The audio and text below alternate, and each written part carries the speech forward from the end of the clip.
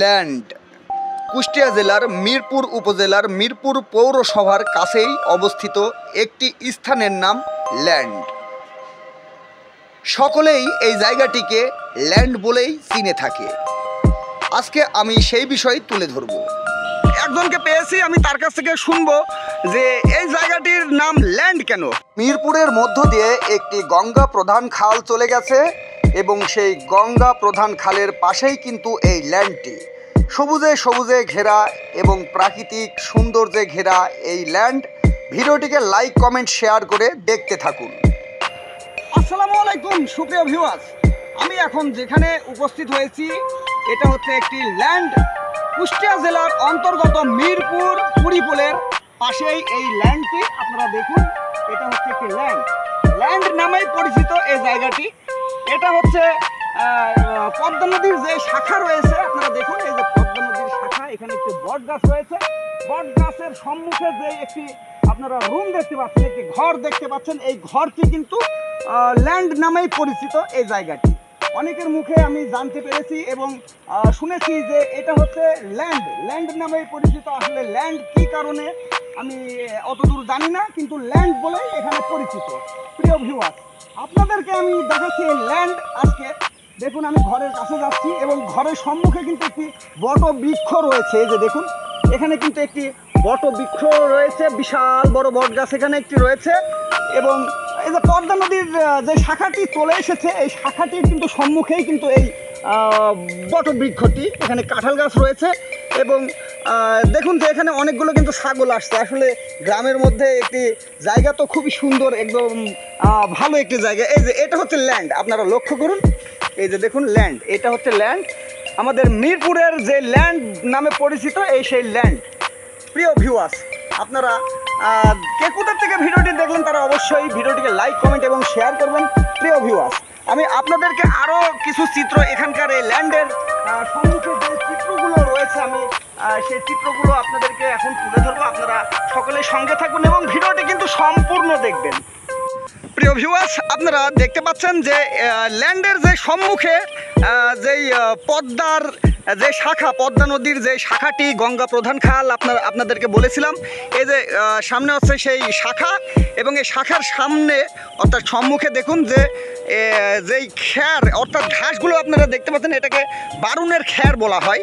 এই যে এগুলো হচ্ছে বারুনের খ্যার, এগুলো শুকানোর পরে বারুন তৈরি করা হয়। সে বারুন দিয়ে ঘর বাড়ি সকলেই কিন্তু পরিষ্কার করে থাকে। আপনারা লক্ষ্য করুন, এই যে পদ্মা নদীর শাখা আর এউরই সম্মুখে কিন্তু এই যে এই ঘাসগুলো যখন বড় হয়ে যাবে তখন কিন্তু এগুলো দিয়ে বারুন তৈরি করা হবে। লক্ষ্য করুন যে এখানে কিন্তু বেগুনের গাছ লাগিয়েছে। এই যে অনেকগুলো বেগুনের গাছ কিন্তু এখানে লাগিয়েছে। দেখুন, জনগণ খুবই ভালো, এরা জায়গা একটুও কিন্তু ফেলে থুচ্ছে না, খুবই ভালো। এই যে দেখুন, এখানে কিন্তু কলা গাছ রয়েছে। এখানে দেখুন যে কলা গাছ লাগিয়েছে, অনেকগুলো কলা গাছ লাগিয়েছে। এই সকল কলা গাছ যখন বড় হবে, কলা ধরবে, এই কলাগুলো হয়তো বাজারজাত করবে। আপনারা দেখুন, খুবই সুন্দর এখানকার চিত্র। এখানে রয়েছে শিম গাছ, তারপরে হচ্ছে পেঁপে গাছ রয়েছে, বিভিন্ন ধরনের গাছগাছালিগুলো লাগিয়েছে এখানকার স্থানীয় মানুষজন। আর সবথেকে ভালো লাগার ব্যাপারটা হচ্ছে এখানকার যে ভিউ, আপনারা লক্ষ্য করুন। এই যে ভিউটা একটু দেখুন, এখানে একটি বট গাছ রয়েছে, তারই সম্মুখে আরও অন্যান্য গাছ রয়েছে, বকুল ফুলের গাছ হবে সম্ভবত।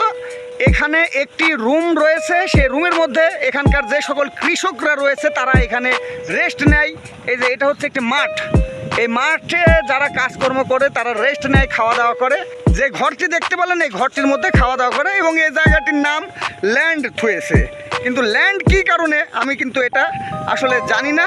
আমি এখানকার একজনের কাছ থেকে অবশ্য জানার চেষ্টা করব যে এই জায়গাটি ল্যান্ড কেন থোয়া হয়েছে, সেই বিষয়ে আমি জানার চেষ্টা করব। এখন আমি সম্মুখে যাচ্ছি, দেখি কাউকে পাই কি না, আমি তার কাছ থেকে জানার চেষ্টা করব।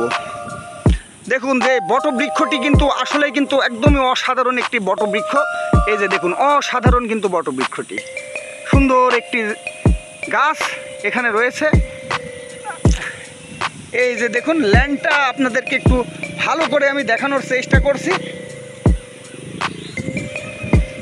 এই যে এটা হচ্ছে ল্যান্ড, এই যে দেখতে পাচ্ছেন, এই ল্যান্ডের মধ্যে এখন আমি প্রবেশ করব আমি আপনাদেরকে দেখানোর জন্য। এই যে এখন আমি প্রবেশ করেছি, এই যে ল্যান্ড, এটা হচ্ছে ল্যান্ড। আর ঠিক এই যে এটা হচ্ছে এটি উপর করে থোয়া, মানে অর্থাৎ মেঝে থেকে একটু উপরে, এই যে দেখুন একটু উঁচু করে করা। এখানে অনেকজন বসে হয়তো যে সকল চাষিরা রয়েছে এখানে চাষাবাদ করে এখানে বসে বসে খাবার খায়, দুপুরের খাবার খায় হয়তো। এই যে দেখুন এটা একটি ছাউনি করা রয়েছে, এই যে উপরেও ছাউনি করা, আপনারা দেখুন চাল দিয়ে দেখছেন ছাউনি করা কিন্তু এই জায়গাটি। এখন আমি সামনের দিকে এগোবো।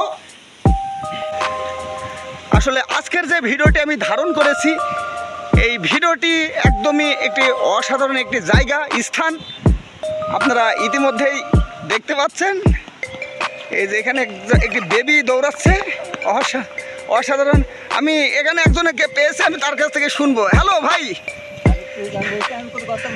আসসালামু আলাইকুম ভাইয়া। ওয়ালাইকুম আসসালাম ওয়া রাহমাতুল্লাহ। কেমন আছেন আপনি? আলহামদুলিল্লাহ। আচ্ছা, বলতেছি যে এই কুড়িপোল গ্রামের কুড়িপোল থেকে একটু অদূরে এই ল্যান্ড নামে পরিচিত এই জায়গাটি, আসলে এই জায়গাটির নাম ল্যান্ড কেন থোয়া হয়েছে? আসলে বিষয়টা আমিও ঠিক মতো জানি না, আমার বাসা এখান থেকে একটু দূরে। তো আমি যতটুকু জানি আর কি, এখানে যে সাইডে মাঠ আছে, অনেক চাষি এখানে আসে, আচ্ছা ফাঁকা জায়গা তো। আচ্ছা তো সবাই এখানে আর কি বৃষ্টি হলে এসে বিশ্রাম নেয়, অতিরিক্ত রোদ হলে এখানে এসে দাঁড়ায়, আচ্ছা বিশ্রাম নেয়, দুপুরের খাওয়া দাওয়া করে। আচ্ছা আসলে আর কি সব জায়গা থেকেই চাষিরা এসে এই জায়গাতে বসে।